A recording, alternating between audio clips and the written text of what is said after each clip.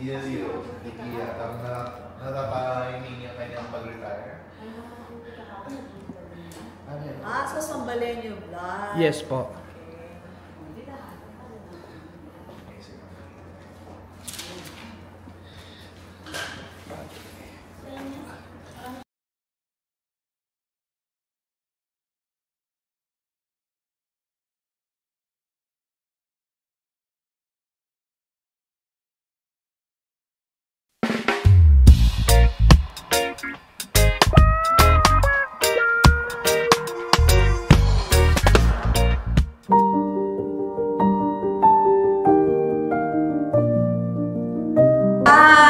Magandang araw po sa mga subscriber ni Sir Gilbert ng Sambalenyo Vlog.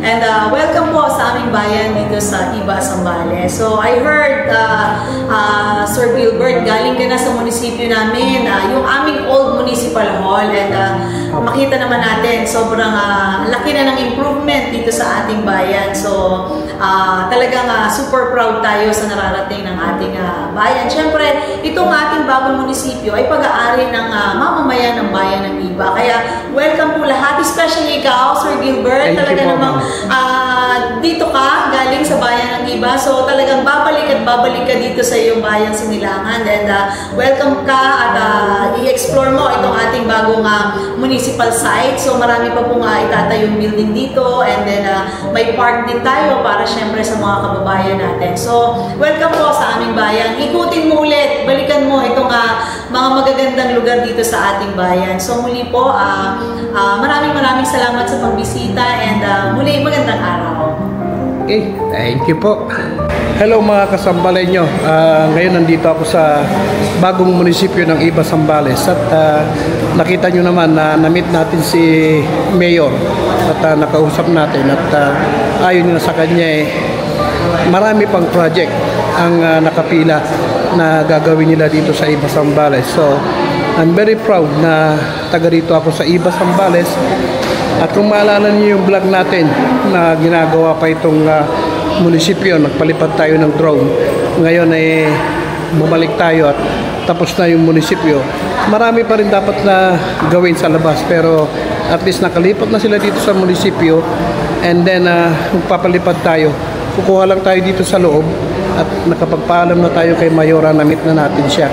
So ito yung bago nilang munisipyo ngayon. Ito yung office ng Mayor Irene Maniquis. Yan ang kanyang opisina.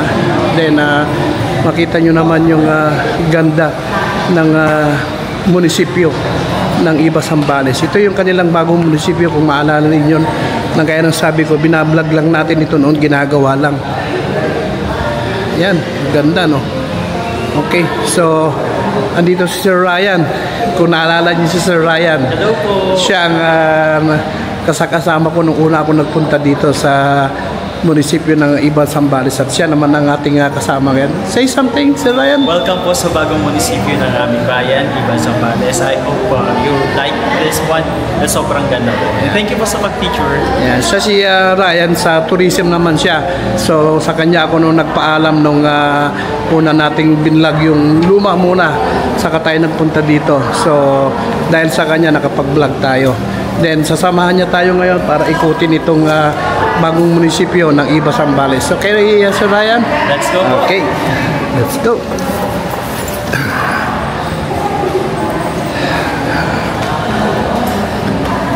Hagdanan pa lang mga kasambalenyo. Ang ganda na.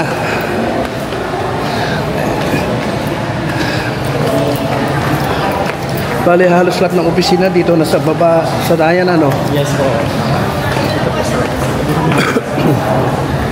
Ayan. Kita nyo naman. Ang laki ng pagkakaiba po nitong ayun. Ayan. Kita nyo naman ang laki ng pagbabago. Ayan. Hindi na tayo papasok dyan dahil makakaabala tayo sa mga trabaho nila. One-stop shop po. Oh.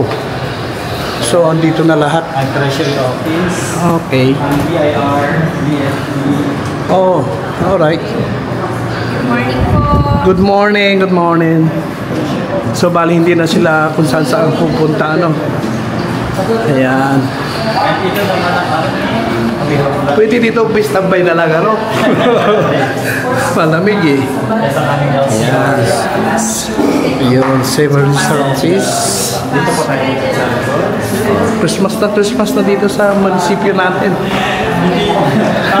ano po, by December, prepare na po kami. Then makita nyo dito sa labas, yeah, marami pa talagang idadagdag dito sa ating munisipyo. Mamaya makikita nyo lahat yung mga kasambalin nyo paglipad ng drone natin.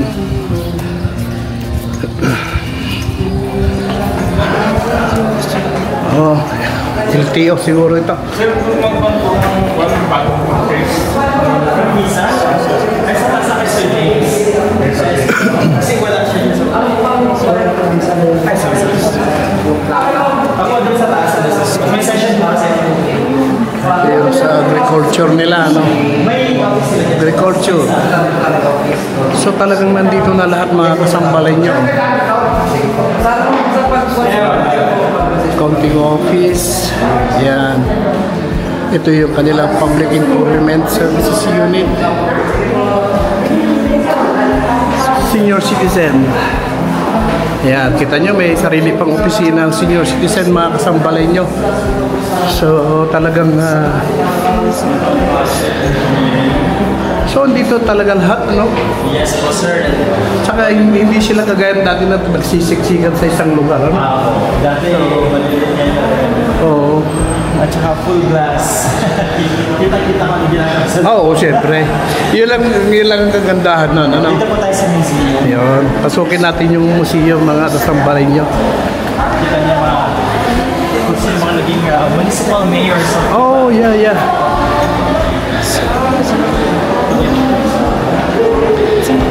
Okay, thank you. Andito tayo ngayon sa loob ng Municipal Mayors of Iba. Simulan natin dito. May mga year naman siguro to. Yan. Oh, Farin, I remember Mayor Farin. Bata pa ako. Senior. Yeah. Oh yeah, the senior, yeah. May junior nga pala, oo. Torres. And then, oh, may nagbundang pala dito na December 1967. Parang sandali lang siya. Yan. Actually, sabihin ko sa inyo kung sinong mayroong nang talagang naalala ko dito. 1988 to 1989. 1936, 1940, 1941. My God, tagal na rin pala niyan. Kaya. 1942 to 1945.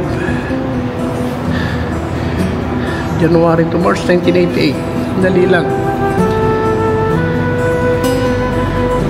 Mayor Bundang, 1945,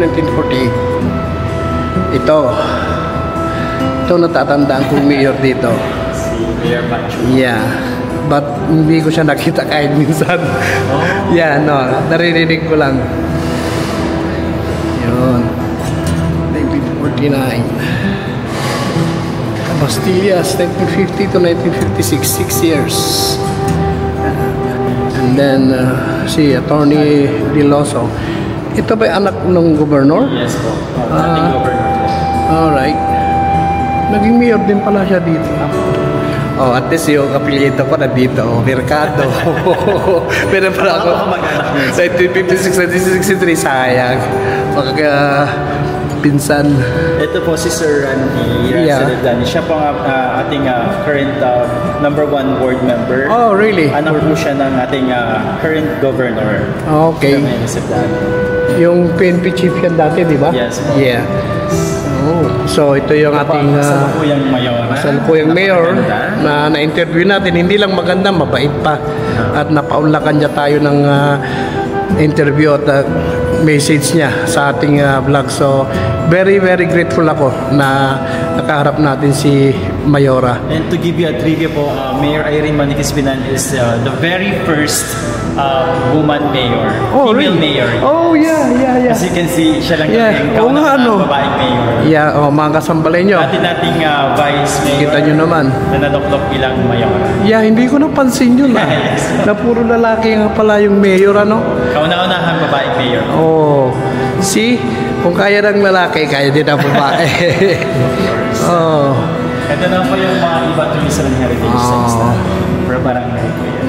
Saan yung Libaba? Dahil ako taga-Libaba ako eh. Ito po tayo sa Zone 1. Ito ba yung Zone 1? Ito po.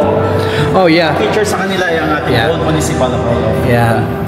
Ito yung napunan natin ng vlog.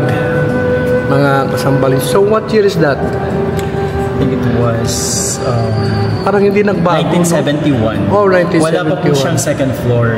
Oh, yeah. Wala pong second floor. Ito yata yung living ng dating mayor, if I'm not mistaken. Oh, right. Nakuha niya. Yan. Late ex-mayor Lucio Torres.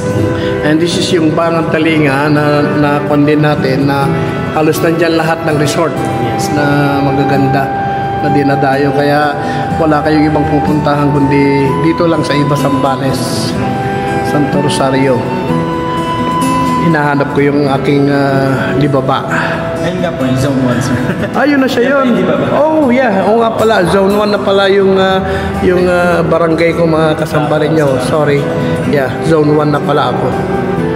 Then, ito hindi pa ako nakakakuha sa cemetery natin, mga kasambarin nyo. So, I will try before I go na makakuha ako ng shot natin dyan. St. Agustin. Matagal na rin pala ito. No? 1962 ba yan? Grabe, ang tagal, no? Ito na po yung lumang kapitol. Yeah. I remember this one. Yeah. Ito yung lumang Kapitolyo. Kukunan din natin to. Nakunan ko na ito, mga kasambalenyo. Then, according kay Sir Ryan, babaguhin din pala nila. So, under ongoing ang construction ng Kapitolyo. So, kukunan din natin yan, mga kasambalan nyo. Okay, mag-alala. I-feature din natin yan bago tayo umalis. Ito yung ospital. Meron pa ba yung ospital ngayon? Yes po, mas malaki na po siya ngayon. At mas malaki na building. Kasi mukhang gagawin na nilang national. So, palalakihin or the same thing?